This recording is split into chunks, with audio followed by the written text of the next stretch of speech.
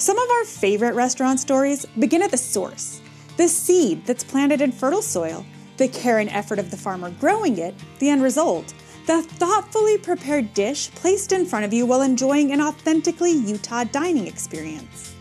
Over the years on Taste Utah, we've highlighted many of the farmers, ranchers, and purveyors responsible for growing and raising our food. And we love when a restaurant shares the story of our food community through their own menu. Because where our food comes from matters just as much as what's on the plate. And that story is being told in a unique way off Main Street Park City and tucked into a neighborhood shopping center alongside a grocery store and other businesses where locals gather year-round. Twisted Fern has become one of the town's most cherished dining destinations, not because it demands attention, but because it quietly and humbly earns it. Founded by wife and husband team Meisha and Adam Ross, Twisted Fern reflects a deeply personal vision of hospitality, one rooted in intention, connection, and creating a place where people feel genuinely welcomed. We explore the story, flavors, and community behind Twisted Fern this week on Taste Utah. When Adam and Meisha first opened Twisted Fern, they weren't simply trying to open another restaurant. They were building something that reflected the kind of life they wanted to create together, one centered around family, balance, creativity, and community. For Adam, that philosophy begins with the food itself. Raised in a household with a myriad of different diets, he learned early that people connect to food in very different ways. That upbringing would later shape Twisted Fern's intentionally inclusive menu, where plant-based, gluten-free, and traditionally prepared dishes are all approached with the same level of care, creativity, and culinary technique. That same intentionality extends into every part of the restaurant, from relationships with local farms and sustainable Utah producers to a kitchen culture built around collaboration, mentorship, and teamwork with both front of the house and back of the house. And together, Adam and Meisha have created something that feels increasingly rare. A restaurant with genuine sophistication and exceptional food that still feels approachable, relaxed, and deeply connected to the community that surrounds it. Twisted Fern, why, where, how? Homage to Fiddleheads. Twisted Fern was really fun to name because it was 10 years ago probably at this point when we were thinking about what it could be, and we had just gotten married actually, and we had Fiddleheads at our wedding. How long have you been here? We opened June 2017.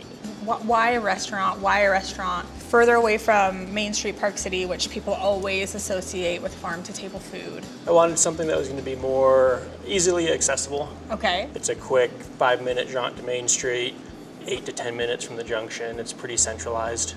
And Adam, you're chef and owner. Yes. When Adam came to you and said, you know what, babe, I want to open a restaurant, what was going through your mind? It was probably more the opposite way. No way. Okay, cool. You know, Adam had been a chef at a restaurant on Main Street for a long time, and we were newly married. We had a little baby, and it felt like we didn't really have control of our own lives very much, and so we felt like, you know, we started looking at locations. We found a spot that felt comfortable financially. We felt like we could do it, and I really believed in him and knew that he could offer something to the community with more creative control. Let's talk about the food. Starting with beverages, down here is our CG Spritz. It's one of our mocktails. Oh. We've jumped into that pretty good over the past couple of years. Love that. And that's one of the more popular ones. Fresh with mint and lime and ginger beer and cardamom bitters. The Bijou is it's kind of a sister to a Negroni. We use Alpine Distillery gin and their Ange Vert, which is similar to a chartreuse, herbal liqueur, and Antica vermouth. And then you have a great vino menu. This is a Parallel 45 Cote Sterone. It's one of our glass pours. Very delicious. It works great for a lot of the menu. Yes. Just that little bit of brightness. I would love for you to walk us through each dish and sort of what goes into preparing it. Starting with the salad, it's a roasted beet and spinach salad with like a herb to goat cheese, heirloom cherry tomatoes, pickled radish, and some sunflower seeds. Okay. This one's really highlighting two of our farmers, Palmas out of Charleston, which is like Heber area, and then Andrea from Moonshadow out in Hoytsville. I've never, Moonshadow, how long have they been operating? She has been operating as Moonshadow for, I think, 2 summers now. Okay. But it came, the piece is actually Ranui Gardens. So one of the Ranui. first Oh, farmers that's so cool. farming areas Yeah. in this part of Utah. How do you depend on I them think at this most farmers in this area are pretty lettuce heavy. point? Okay. Just because of the growing time for it is pretty quick. Yeah. And our seasons change rapidly. It does well in the cold, you It can know? freeze in August, so Moonshadow has amazing carrots and beets and tomatoes, zucchini, and I'm missing other broccolini. Yeah. Palmas he focuses a lot on the fall produce for me. Yes. So delicata squash and butternut squash and the variations, and things that can get me Utah produce in January. I love it. My very first Armenian cucumber I tried at Palmas. Nice. So good. So they also have sort of this fun portfolio of produce that they're growing, and all of these areas, all these farms and farmers like support and supplement each other really, really well, so that you can actually, as a restaurant, depend on them to bring you fresh produce all the time. And when you're creative and you know what you're doing, it's fun to play in all that plentiful produce. Going away from local is Spanish octopus. Going away from local, but grateful for the Spanish octopus. Yep, I put it on 7.5 years ago as just like a let's go for it, and now it's a staple and I can't take it off. My son loves it. We switch it up seasonally, maybe 4 times a year, just kind of like the setup on it. So we do a hard sear on it and blacken it. Right now it's going with a candied heirloom tomato. So we take the already sweet cherry tomatoes from Palmas and Moonshadow, and then toss them in some simple and then dehydrate them a bit. Ooh. Now this beautiful dish, I'm gonna dive into it. That is our melfadine. It is a plant-based, so vegan pasta offering. The melfadine is being made at our newly opened sister restaurant Loma up on Main Street. And that is going with a charred zucchini pistou. So we take the zucchinis coming from Moonshadow, we char them up, and then we blitz them up with garlic and lemon and different herbs to create the sauce. It's so beautiful, so flavorful. In front of me is the Colorado bison bavette. So butcher's cut, going with some roasted local carrots, a berry coulis coming from Taggy's Farms. I love that. And then some fried leeks, carrot puree, kind of carrot forward dish right here. I love that. I don't think I had heard of bavette until, I met Adam way back when. And we, I think you had it on the menu at Bistro even, and I think so. Was introduced to it there, and it's introduced, and then I think it opens it up to people. They go home and they're like, oh, that is something that is worthy, and perhaps experiment with it at home. We have to talk about this dish because it looks amazing. So that is our trout entree. It's coming from Whistling Springs Trout Farm up in the Logan area. They've been producing some amazing trout for the past couple of years now, and it's been fantastic. We go through about 75 to 100 pounds of trout a week with them, and they come in whole. They're harvested on Tuesday morning and delivered on Tuesday afternoon. Amazing. Can't get any fresher than that. We talk about on the show a lot, and I think it's important to educate our guests that it's nice to see line-caught fish or fresh fish. And just because there's a whole cut branzino on someone's menu that's fresh cut, but then it's on every other menu that you see, at some point you kind of start thinking like, how is this sustainable? There is good reason for people not liking farm-raised fish. Yes. 100%. Yes. But over the last handful of years and what's happening with the oceans, there has been a renaissance or a reinvention of farming technique in the fishing Well said. industry. Oftentimes, there can be a connotation of like farm-raised fish. Right. And I think it's important to punctuate that what you're doing here is on purpose. Yes.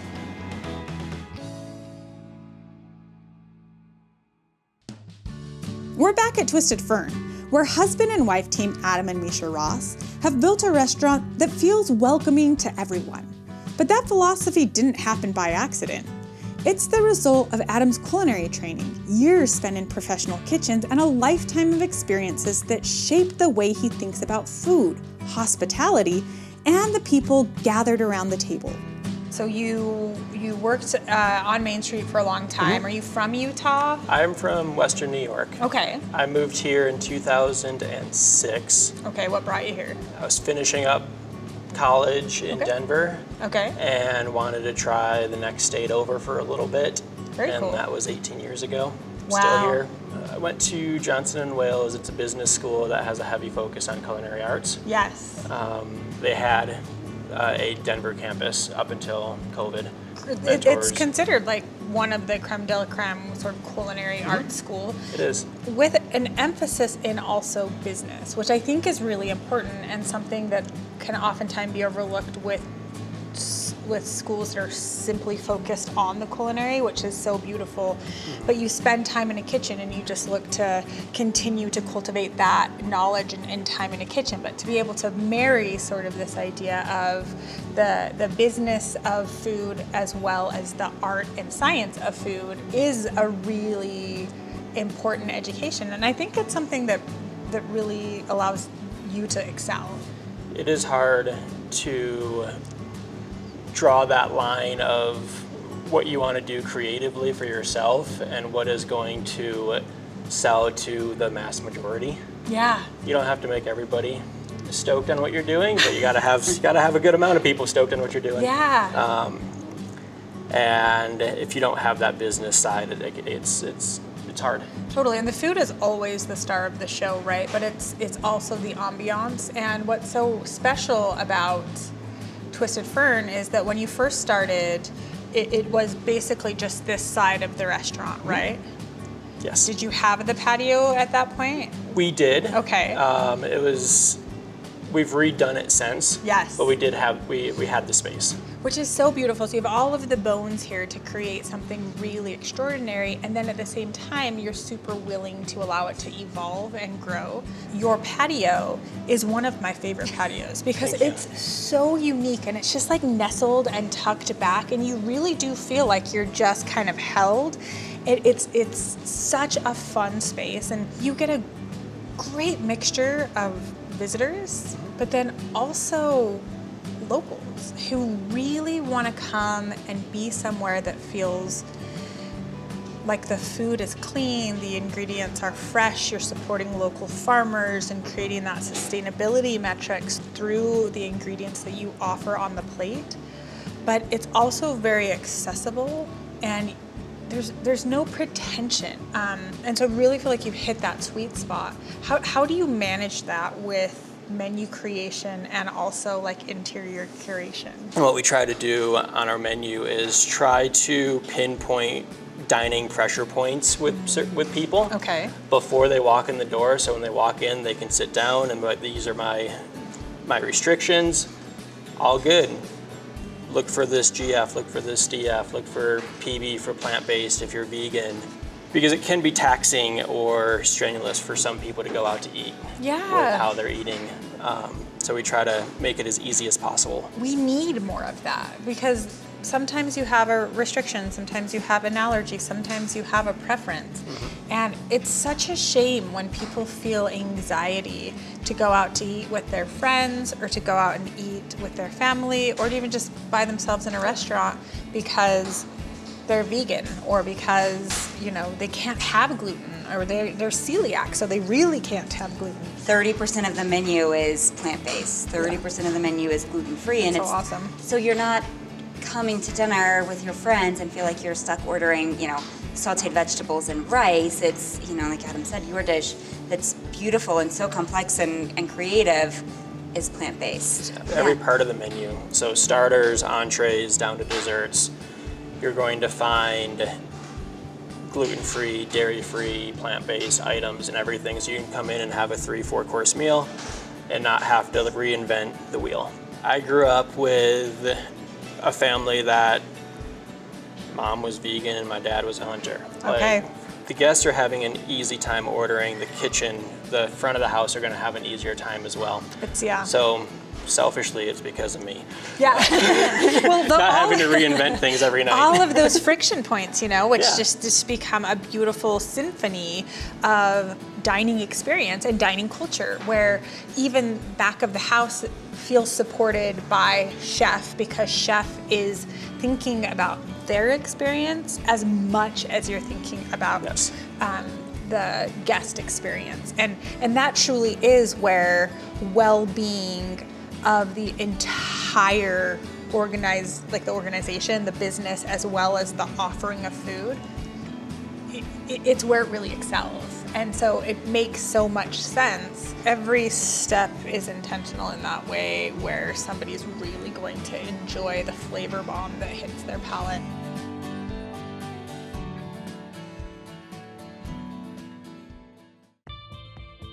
We're back at Twisted Fern, where what started as a single restaurant in the Snow Creek Shopping Center has evolved through expansion, new opportunities, and the recent opening of their sister restaurant, Loma.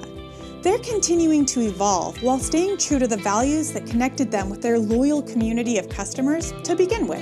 The expansion happened 2021 to 22. Yeah. So right after COVID. Right Yeah. after Wow. COVID, what happened, our neighbor was moving to Redstone, Okay.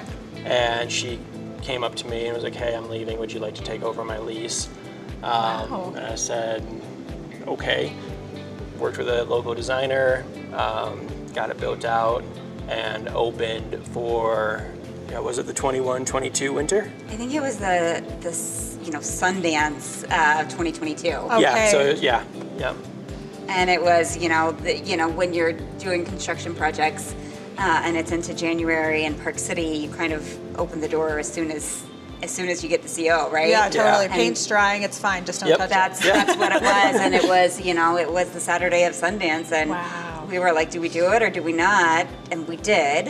I think with COVID, right, with the additional space that we needed in between the tables and the lowered capacity, we quickly realized that we needed more space, to make the books balance at a certain Yeah. extent, and Yeah, so totally. the risk was worth it to only, we didn't have to have another kitchen, we didn't have to add a ton more back of house staff, and opening in January was helpful. You're expanding at Twisted Fern. People are loving you. You've got it dialed in, and then you're like, you know what we should do? We should have another child, and by that I mean open another restaurant. Started looking at options and kind of like, what are we doing? Restaurant space was just kind of sitting empty on Lower Main Street. At a whim, called up my realtor and like, hey, what's going on here? Expecting it to be like, oh, there's a LOI or something going on. Yeah. And that's what happened. And then about 30 minutes later, he was like, LOI fell out. I'm like, all right, cool, let's go look at it. It was a similar size to here, so like a restaurant size that I'm familiar with. We just kind of threw our name in the hat and got it. And what's the menu? What's the cuisine? What's the vibe? Is it similar to Twisted Fern, or? So the culture of Twisted Fern is what I'm trying to do there as well. Okay. But we do it in an Italian focus. Okay. We call it modern Italian, which for me is I'm trying to take the ethos of New American, which is like a melting pot of cuisines, and taking it to like an Italian sense of so we're focusing on Italian, but let's look at their neighbors. We have Spain, we have Turkey, we have Greece, we jump over the sea, we have Morocco. Little Mediterranean. Exactly, so it's very Italian focused, but we're Adriatic. pulling in some spices and some different techniques of their neighbors. And what is Loma? Lower Main. The space, the plates, the food, the menu, the people, are friendly. Everything is friendly, and it's so easy. It's so easy to dine. It's so easy to be impressed. It's so easy to have a flavorful experience. I don't have to work for making something be delicious or be comfortable, or to even feel like I can take a risk on this. I can try something new, and I know it's going to be phenomenal. And I think that's so special. And it's so special to be sort of like pioneers of that, where it's like, I have an incredible skill set. I'm an incredibly talented chef. Like, I know marketing, and I also know you, and I want you to do well, and I want to support you. And that's like, those are the cornerstones, right? And then it's like, what can we build together from here?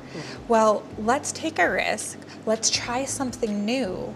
And what if we held the space to call in community with kindness and care and love and, yes, intentionality, but like, what if we created the space where connection was everywhere? Back of the house, front of the house, out of the walls, into the walls. Neighbor next door, can you take over my lease because I love what you're doing and I'm leaving? Like, even leaning into your connections from being in Park City and being on Main Street, and like this beautiful through thread of community and collaboration and supporting one another and celebrating what is uniquely you. That's what this space is, and it's what you offer our Utah restaurant community.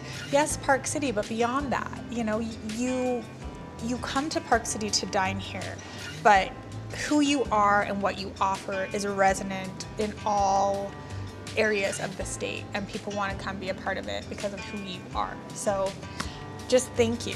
Thank you for taking the time, for preparing these lovely dishes, and just for being you and being willing to like take a risk on us as a community and say like, let's do it together, because you really are. So thank you. That's sweet. Yeah.